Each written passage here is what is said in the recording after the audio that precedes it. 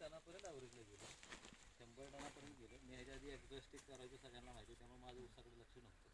1-2 वर्षात मी एक्झॉस्टिक कमी केल्यानंतर मी त्याच्यात केलं. पण ते करताना त्याच्याबरोबर मला सेंद्रियची जोड जादा घ्यावी लागली. त्यासाठी कोंबडी खत बऱ्यापैकी आणि बकरी खताचं यूज मी त्या रानासाठी 1 एकरासाठी जवळजवळ 30,000 ते 40,000 रुपयाचं ते मटेरियल वापरलं. त्यानंतर खोडवासुद्धा माझा त्यात न काय करता 100 टनाच्या आसपास गेला. पण तो जो कस आहे ना, हा जमिनीचा भरून गेलेला, भरून काढण्यासाठी मला तेवढा खर्च करायला लागला. एवढा खर्च कुठला शेतकरी करत नाही.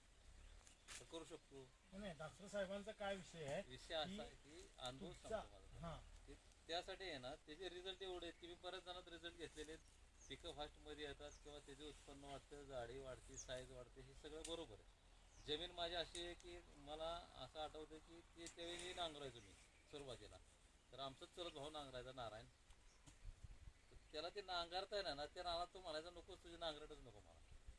कारण एक एकराला 1 दिवसभर झालं तरी त्याला नांगरू नको. त्या जमिनीत आता एक सुद्धा ढेकळ नाही. किंवा माझी जमीन तुम्ही बघितली का, बऱ्याच जणांनी बघितली असली, येऊन बघा, तो विषय नाही. किंवा मला काय म्हणायचं की आपण आपल्या रानात 2 वर्ष झालं वापरतो आपण केळीपासून बऱ्यापैकी. केळी तेवढं नाही वापरलं, पण वापरलं थोडंफार. ऊसाला 1च डोस झाला आपला. तरी तुमच्या पण जमिनीत चेंज झाला असं तुम्हाला वाटतं का नाही वाटत? नाही, तसं नाही विषय. जमिनीचं नांगरताना ती काही कंडिशन व्हायची, आता नांगरताना काय होती, त्याचा फरक आहे. मी म्हणजे बाकीच्या सगळ्यांचं हे केलेलं आहे. मी असं काही सांगू शकत नाही की त्याचा रिझल्ट आहे.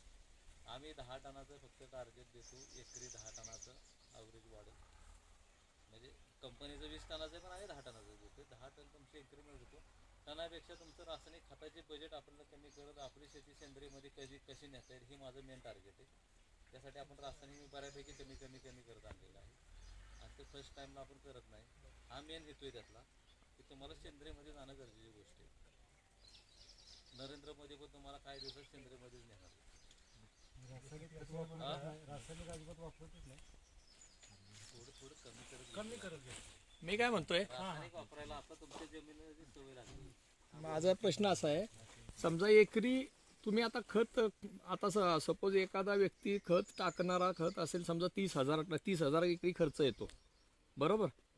आता समजा आता मला तोच पर्याय करायचा आहे. समजा 30, 35, 40 हजारावर आम्ही जातो, तर तुम्ही कितीमध्ये एकर देणार खर्च? एक मिनिट, माझा प्रश्न पूर्ण होईल.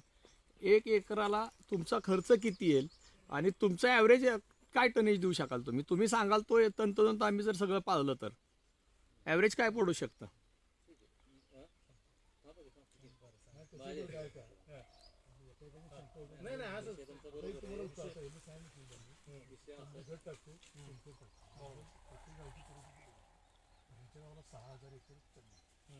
असं तालुक्यात तरी गोळा त्याला पर्याय काय? तो सुद्धा प्रश्नाचं उत्तर आहे. विषय आहे, तो सुद्धा विषय त्या विषयासाठी आपण चाललंय की हे मला फक्त टार्गेट, माझी इच्छा कम्प्लीट करायची होती. म्हणून मी काय सांगितलं, मला तुमची जी शेती, तुमच्या रानातलं आता कॅपॅसिटी तुमच्या असेल की काय 30 टन काढतो, काय 80 टन काढतो, काय 60 टन काढतो, काय 50 टन काढतो. मी सांगताना सांगितलं की 10% इन्क्रीमेंट करणार. किती? 10. ॲक्च्युली 20% मग 10%. तो विषय असा केलेला आहे की ते 10% मध्ये तुम्ही काय 100%. आता जर असा विषय होतोय की खताच्या किमती बघितल्या तरच लोकांना अवघड पडते. तो विषय असा आहे, तुम्ही 30,000 रुपयाचं खत टाकताय ना, तर आमची टेक्नॉलॉजी यूज करायला तुम्हाला 2 डोस द्यावा लागतात. 2 डोसमध्ये 3,095 6,000 रुपये खर्च होतो. विथ लेबर असं धरलं तर 7,000 रुपये खर्च होतो. तुम्ही 7,000 रुपये मायनस करून रासायनिक खताचा डोस तुम्हाला देतो. हे 7,000 रुपये वापरा. 30,000 रुपये तुम्ही चालणार आहे, बरोबर आहे. तुमचा काय रुपया त्याच्यात जात नाहीये. त्यानंतर तुमचं 10% इन्क्रीमेंट होईल. असे जो स्टेप तुम्ही 2-3 वर्ष करत घ्या की पुढच्या वर्षी तुम्हाला आहे ना, अजून तुम्ही जे 7,000 केले त्याचं 10-12,000 रुपयाचं खत कमी करू शकतो आपण. पण ह्याला कंटिन्युटी ठेवावं लागणार. रासायनिक खत टाकायची नाही का कमी करायची? नाही, कमी करायचं सांगितलं. टाकायचीच नाही. नाही, कमी टाकायचे नाहीतला प्रोसिजर लय लांब आहे. तुम्ही किती वर्ष शेणखत टाकलं नाही ते सांगा, त्यानंतर मी सांगतो तुम्हाला किती वर्षाने टाकायचे नाही.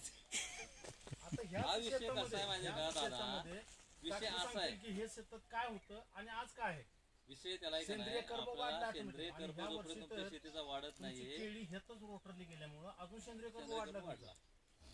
सेंद्रिय कर्ब वाढण्यामुळे ते केलेले. जोपर्यंत तुमचा सेंद्रिय कर्ब वाढत नाही तोपर्यंत तुम्ही औषध मारायचं ऊस व्यायला होतं, एक तर माणसं